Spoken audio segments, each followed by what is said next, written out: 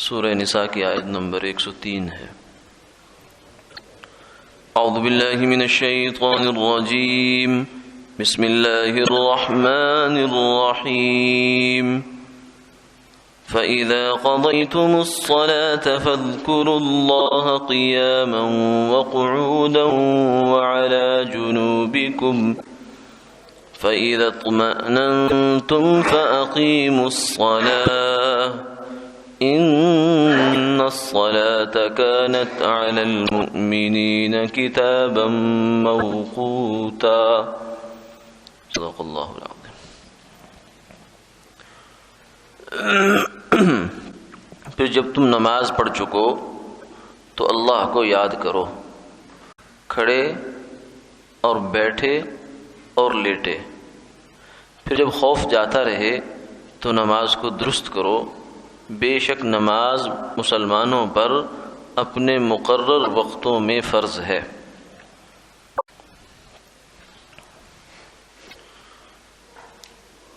اس آیت کا پس منظر یہ چل رہا ہے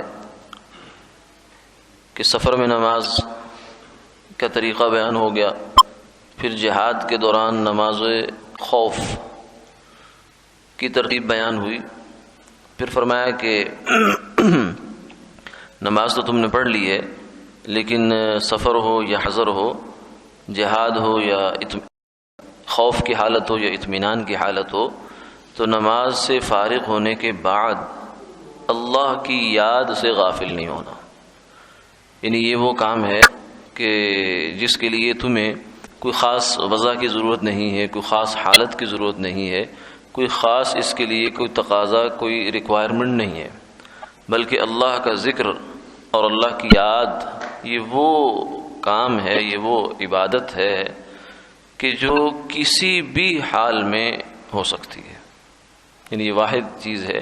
قرآن پاک کی تلاوت ہے، قرآن پاک کو ہاتھ میں پکڑنا ہے تو وضو ضروری ہے، زبان سے پڑھنا ہے تو وضو کی ضرورت نہیں، لیکن آدمی کو اگر غسل کی حاجت ہے تو قرآن پاک نہیں پڑھ سکتا، عورت نہیں پڑھ سکتی، غسل کی ضرورت ہے، اور مرد بھی پڑھ سکتا، اور نماز جو ہے نماز بغیر وضو کی نہیں پڑھی جا سکتی۔ تو قرآن پاک ہو یا نماز ہو، یہ بڑے بڑے کام ہیں، لیکن اس کے لیے کچھ شرائط ہیں، اس کی پابندی کے بغیر یہ کام نہیں ہو سکتے۔ لیکن اللہ کا ذکر وہ چیز ہے کہ جو کسی حال میں بھی ہو سکتا ہے۔ یعنی وضو ہے تو بھی ذکر ہو سکتا ہے، وضو نہیں ہے تو بھی ہو سکتا ہے، اگر نہانے کی حاجت ہے اور ابھی نہانے میں وقت ہے تو بھی ذکر ہو سکتا ہے۔ قرآن پاک نہیں پڑھا جا سکتا، لیکن باقی اذکار جو ہیں وہ اس حالت میں بھی کیے جا سکتے ہیں۔ اور یہ اشارہ ہے اس بات کی طرف کہ اللہ کے ذکر کا کوئی وقت بھی طے نہیں ہے۔ یعنی کوئی وقت طے نہ ہونے کا مطلب یہ ہے کہ تمہارا کوئی وقت ذکر سے خالی نہیں جانا چاہیے، یعنی ہر وقت ذکر ہونا چاہیے۔ ذکر وہ عبادت ہے کہ جو ہر وقت انسان کی ہونی چاہیے، اور بلکہ یہاں تک ہے کہ آدمی، قرآن پاک یہی آیت کہتی ہے قیاماً وقعودا وعلی جنوبکم، کھڑے بیٹھے اٹھے لیٹے، یعنی چلتے پھرتے۔ ہر عبادت تو آپ چلتے پھرتے اٹھتے بیٹھتے نہیں کر سکتے، لیکن یہ اللہ نے ایسا انعام کیا، ایسا کرم کیا ہے ذکر والا کہ یہ ایسی عبادت اس نے ہر وقت ہی ہمیں سہولت دے دی کہ یہ کیے جاؤ۔ اور حتیٰ کہ کام کاج کے دوران بھی، ڈرائیونگ کر رہے ہیں، گاڑی چلا رہے ہیں، تو اس میں بھی ذکر ہوگا، ہو سکتا ہے بلکہ ہونا چاہیے۔ اور کتنے لوگ ہیں جو سفر کے دوران اپنے اس وقت کو قیمتی بناتے ہیں۔ کئی لوگ ہیں وہ کہتے ہیں ہم یہاں سے لاہور سے نکلے اسلام آباد کے لیے، تو جاتے جاتے ہم نے اتنی دفعہ درود پاک پڑھ لیا، اتنے ہزار دفعہ درود پاک پڑھ لیا، اور اتنی سارا جو ہے وہ استغفار کر لیا، اتنی ساری تسبیحات پڑھ لی، اتنا کلمہ طیبہ پڑھ لیا۔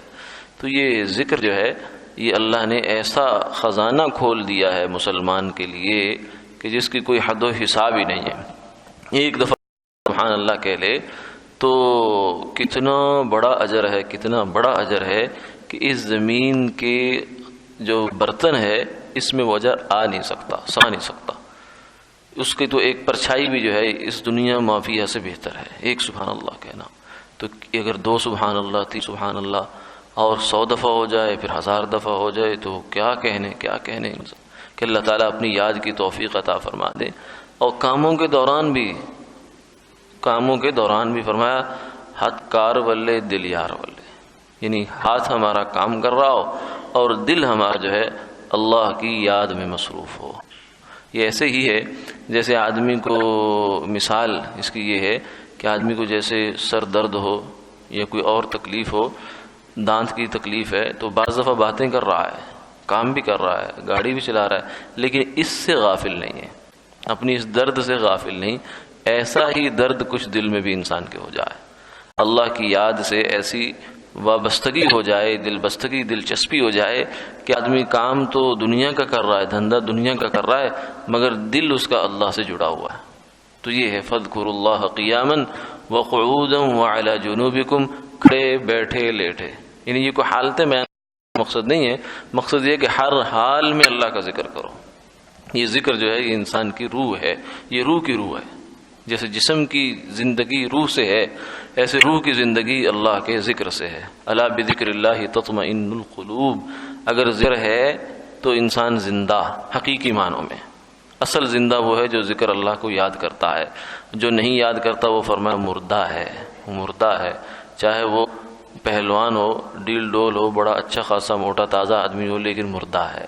صحابہ جب میدان جنگ میں اترے تو رستم جو تھے وہ ایران کا بڑا پہلوان تھا، مانا ہوا پہلوان تھا، اور اس جیسے بہت سارے تھے، اس کی پوری جماعت تھی، لیکن صحابہ پتلے پتلے، دبلے پتلے، لیکن ان کے سامنے ایسے گاجر مولی کی طرح یہ لوگ کٹتے چلے گئے۔ کیوں؟ اس لیے صحابہ کہتے تھے کہ ہم زندہ ہیں، تم مردہ ہو، کیوں؟ ہم اللہ کو یاد کرتے ہیں، تم غافل پڑے رہتے ہو۔ ہم دن کو گھوڑے کی پیٹھ پہ ہوتے ہیں اور رات کو مسلح پہ کھڑے ہوتے ہیں، اور تم جو ہے رات کو شرابیں پیتے ہو، مستیاں کرتے ہو، اور غفلت سے شیطان جو ہے تمہارے سینے پر مونگ دلتا رہتا ہے۔ تمہارے اندر کیا جان ہے؟ جان تو ہمارے پاس ہے، کیونکہ ہماری روح زندہ ہے۔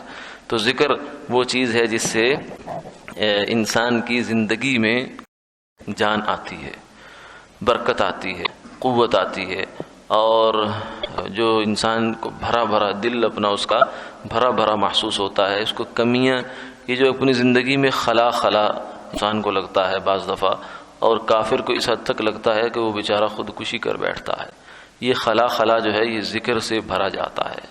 ذکر جتنا زیادہ انسان کرے گا اس کی دل بھرا بھرا رہے گا، ہرا بھرا رہے گا، ہرا بھی رہے گا اور بھرا بھی رہے گا، یعنی تر و تازہ بھی رہے گا اور پورا پورا بھی رہے گا، اسے کسی چیز کی کمی محسوس نہیں ہوگی، اسے کوئی افسوس نہیں ہوگا ذکر کرنے والے کو۔ فَإِذَا اطْمَأْنَنْتُمْ فَأَقِيمُوا الصَّلَاةَ، فرمایا کہ جب تمہیں اطمینان ہو جائے تو پھر نماز کو قائم کرو، یعنی جب تمہیں سفر سے آ جاؤ واپس یا خوف سے باہر نکل آؤ تو پھر نماز کو اپنے معروف طریقے کے مطابق، اقامت میں پوری نماز، اور خوف جب ختم ہو جائے تو پھر نماز کا جو صحیح طریقہ ہے اس کے مطابق، اور وقت جو ہے وہ تو فرما دیا ہر حال میں تم نے ملحوظ رکھنا ہے، یعنی نماز وہ فریضہ ہے کہ جو وقت سے نہ پہلے ہو سکتا ہے نہ بعد میں ہو سکتا، نہ اس میں ایڈوانس پیمنٹ کا آپشن ہے نہ لیٹ پیمنٹ کا آپشن ہے، یہ تو جب ہوگی۔ زکوٰۃ پہلے ہو سکتی ہے لیکن نماز پہلے نہیں ہو سکتی، تو یہ اپنے اپنے وقت پر، سفر میں بھی وقت پر، اور حتیٰ کہ میدان جنگ میں صلاۃ الخوف پڑھنی ہے تو بھی وقت پر، اسی لیے تو بانٹ دیا گیا نا، ورنہ اگر نماز اپنے وقت سے آگے پیچھے ہو سکتی ہوتی تو پھر یہ نہ کہا جاتا کہ دو حصوں میں بٹ جاؤ، یہ تو تبھی کہا جا سکتا ہے جب وقت نکل رہا ہو۔ تو ان الصلاۃ کانت علی المؤمنین کتابا موقوتا، اللہ نے فرمایا کہ نماز مسلمانوں پر وقت کے ساتھ مقرر کیا ہوا فریضہ ہے، اس کا وقت سے بہت زیادہ تعلق ہے۔ اوقات کی تفصیل انشاءاللہ اگلی نشست میں دے دیں گے۔ وآخر دعوانا الحمدللہ۔